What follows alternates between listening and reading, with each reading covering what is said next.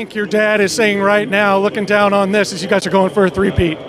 Well, I think he'd be pretty excited about this era of Chiefs football. A lot of people thought my dad wasn't very competitive, but that wasn't the truth. He was ultra competitive, and so he would love this era of success. So now here we are. You're here. We manifested that into reality, man. So if we get another one, you got to come fishing with us. Oh, man. Tell those guys to call me. I fish all the time, man. Just what's this mean to you here to be a part of this receiving corps? You got Hollywood over here. The way this has come together for you guys and the way the offensive efficiency is picked up, heading into the playoffs, now in the Super Bowl, and just what does it mean to you right now to be a part of this moment? Like you said, obviously the efficiency has picked up, and, a lot of people thought that, we couldn't put up 20-something points or 30 points, and, obviously against a great Buffalo team, we did that. And, we all knew what we had in this room. We never doubted ourselves. Pat is one of the best quarterbacks to play this game. And so, I'm not sure, how you could, count us out from being able to play against any defense to what you were saying. Deandre, talk about just your role on this team, whether it be on the field, taking coverage, making key catches and key moments, and then off the field, helping the younger guys develop, and just how important that is and this experience has been for you. It's a different role for me, not having to go out there and make 10 catches and have 100 yards and still be able to win a football game. For me, it's been something that I've embraced and I've loved, man. I haven't been part of a team where, I'm not the guy. And, I knew that time would come in my career. I'm a realistic person, man. And so I embrace my role. If it's going out having one catch or going out making a block, to lead the running back to a big play. I love this game of football, man. So I'm just blessed that I can still go out and, play football.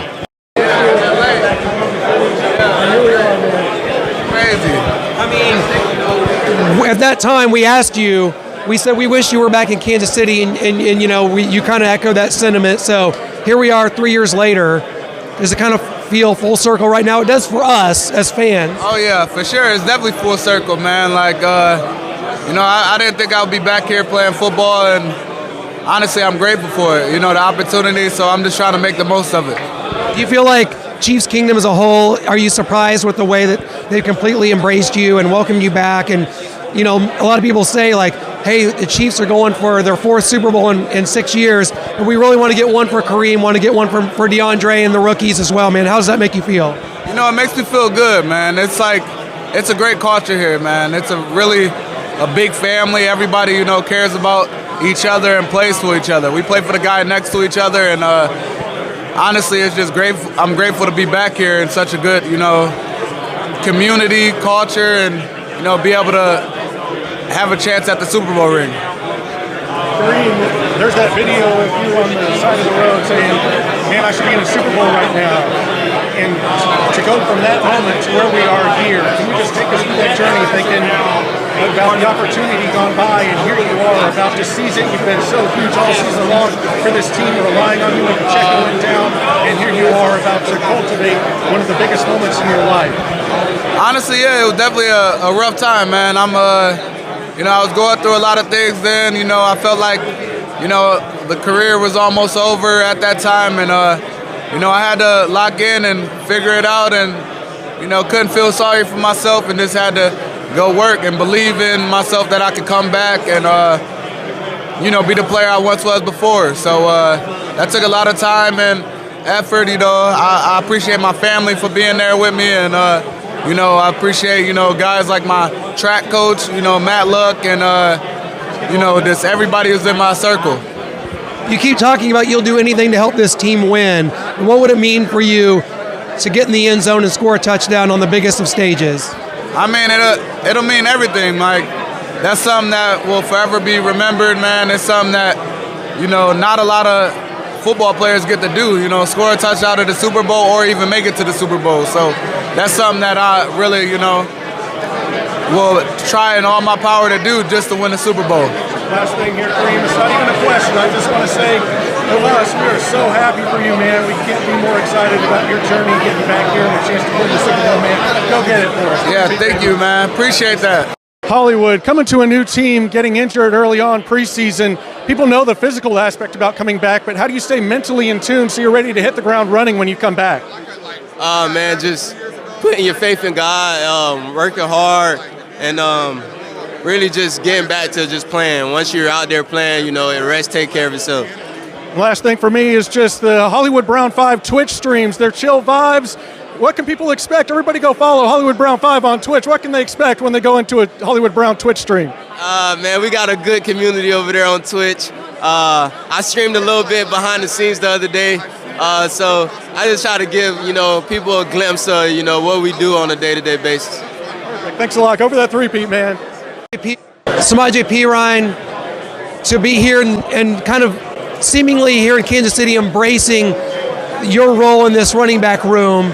What's it meant to you to join this team and to wind up in this moment here in New Orleans? It's been great, you know. Everybody's been welcoming.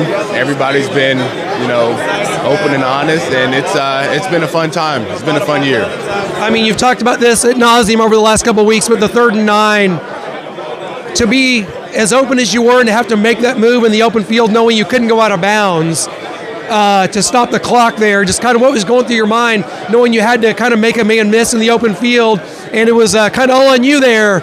Game's over if you get the first down, right? Yeah, I mean, just a routine play, man. You know, you can't be overthinking things. You can't, you know, try to do too much. You just do what you can do what you're comfortable with, and, you know, just make the play. Just make it the next play. You know, don't make it bigger than what it is. Samaje, what I like about you, you're a family man. Everybody's seeing the pictures you post. You have such a beautiful family. Just talk about what they mean to you. Are they here? And kind of what this moment's been like for them. Oh, man, my family means everything to me, you know. They're not here yet. They get here, I think, Friday. But, yeah, man, it's an exciting time. And I appreciate my wife. She's been the single parent this week. I know it's tough for her, but she's a pro at it. And, you know, I love her and can't wait to see them. But at this moment, I am more excited about the game than seeing them. Last one. Is Oklahoma going to be okay? Are they going to make it in the SEC? What's going to happen to the Sooners, man? They'll be fine. They'll be fine. Just need some adjustment time. You know, everybody has different adjustment times, but they'll be fine. You got 2 Mizzou guys going up in the Super Bowl, you and Charles Harris. So what's it mean, you know, being from Mizzou, playing against a guy from Mizzou, and two guys in there? That's pretty good. You know, got to be represented. Yeah, man, it's really special, honestly, man. Playing against a guy that was there before me. Not a lot of us in this league, man. So we have an opportunity to suit up with another guy from Mizzou. You want to make sure you embrace that, man. It's a special thing to be around. He's one of those we call him OGs, man, and he kind of set us the ropes, man, laid the foundation, and gave me the opportunity to do what I do. But yeah, man, I'm excited to play that game for sure. 2 years ago in this game against this same team, you had a strip sack, fumble, return for a touchdown, and an eyelash from having another one and being the Super Bowl MVP. So how big and important do you think turnovers and big plays from this defense is going to mean come Sunday? Yeah, man, we understand you want to turn on turbo battle, especially in this game, man. You got a high chance of winning. So many of those we can get, we'll take them, man. And anytime we get about extra possessions in this game, we'll take them for sure. So, but yeah, man, the turnovers are huge. For you, your first year, you come in with guys like Trey Smith in that draft class, and you lose in the AFC Championship game. But then to go back to back and to see where your career has come, what does it mean that you lost that first one and the hunger that kind of drove you guys now to going for 3 in a row? Yeah, man, we lost that game, man. That one still stings a little bit. We lost that, especially at the house, AFC Championship game. But I think it helped us learn, helped us grow, helped us understand that we got to be more attention to detail and we got to play better for longer periods of time. And so, yeah, I think it was one of those things that we had to be done for us to kind of learn and be better and improve from. But we're taking that to a new level. Trey, can you just talk about how this offensive line has come together? Obviously, Joe moves out to left tackle. You guys have kind of really solidified as a unit seemingly since that's happened. But for all of you, just kind of talk about how the lines come together. Yeah, just first and foremost, starting, we have great offensive line coach and Andy Heck and Corey Matei, and they do a great job of making sure each and every one of us is prepared to go week in and week out. And, Obviously Joe going over to left tackle has done a great job. It's a really tough switch, coming from the interior offensive line play, going to the edge. You have a difference in the caliber of player you're going against, size, body, the amount of space you have to work with as well. But, that sort of just speaks volumes about Joe Thuney, how selfless of a player he is, and his ability to do whatever it takes for a team to win. He's going to go out and do it. You came in as a rookie. You and Creed come in and you don't make the Super Bowl in your first season, and just talk about just kind of how that season kind of led you towards, then going back to back, winning the 2 Super Bowls, and now man, it's just kind of become kind of old hat around here in Kansas City. Yeah, it's unique, man. Really thinking about all I know is AFC Championship games, and that's nothing short of amazing. Really blessed and thankful for the career I've had this far. And, I think just losing that 1 year just made us extremely hungry to get back to the big game. And like I said, I had never been until that first year, and it's pretty crazy. You've been having an opportunity to go 3 consecutive times. Travis, you've been here from the start since 2013 with Andy Reid. How did you see him implement the culture that he wanted, and how have you seen that grow to where you're ultimately at this opportunity to go for a three-peat? Well, the team has changed drastically. The rules have changed drastically on how you can practice and things like that. But the biggest thing is that Coach Reid's that old school style football where we're going to go to work. He's not going to worry about, as much about getting guys, their rest and their recovery and stuff. He's putting that ownership on the player themselves to be their professional. And on top of that, just throughout the years, just incorporating good people and with the right work ethic, the right talents to surround, guys like Pat Mahomes. And it's been fun to see this place grow to where it is today. And I got all the love for Coach Reid, and on top of that, Mark Donovan's been here since the jump, and the Hunt family obviously bringing everybody into it. Xavier, talk about coming into the NFL, the most difficult thing about learning this Andy Reid offense, playing in the NFL, and then the biggest developmental piece you learned, because we saw you develop as the season went on, and now the team's really relying on you. Yeah, man. Obviously, coming into the NFL, the playbook's going to be a lot more hefty. But I feel like with the system I came from, Steve Sarkisian really helped me out a lot with that and my development coming into the league. And just my development throughout the season, I got to give kudos to my guy like Travis, Kelce, D-Hop, Hollywood, Rasheed. It really helped me out and made it easier to figure out stuff and give me all the little tools. Travis gave me all basically to spot in the zone and sit in zones. You don't got to keep running. So that's really the main thing that really helped me out a lot. The last thing for me is just Connor Embry, the wide receiver coach. What has he taught you most that's helped you? Man, he's been treating me like a vet in a way, just making it real easy, helping me out with the playbook, making stuff go smoothly. So he's really been a big key to it as well. Just talk about what it means to have leaders like Travis that feel comfortable to tell you, hey man, go make a play, go be great, and to be able to rise to that occasion and to do it. Yeah, it's an honor to just be a part of a team with guys like himself, and